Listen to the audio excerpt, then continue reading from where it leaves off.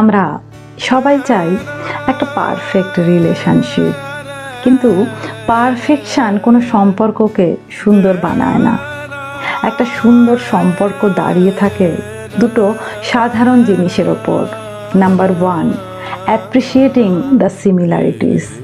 সেই সব ছোট জিনিসগুলোকে অ্যাপ্রিসিয়েট করা যেগুলো আমাদের ফিল করায় কি আমরা দুজনেই একই রকম। Number 2, respecting the differences. একটা সম্পর্ক সুন্দর রাখার জন্য দুটো মানুষের সব কিছু ম্যাচ হওয়া সম্ভব নয়, ডিফারেন্সেস থাকবেই। রিয়েল লাভ মানে কখনোই সামনের মানুষকে বদলে ফেলা নয়। রিয়েল লাভ মানে এটা উপলব্ধি করা এবং রেসপেক্ট করা কি আমরা দুজনেই আলাদা। কারণ ভালোবাসা সেখানেই বেড়ে ওঠে যেখানে একে অপরের প্রতি রেসপেক্ট বা শ্রদ্ধা থাকে।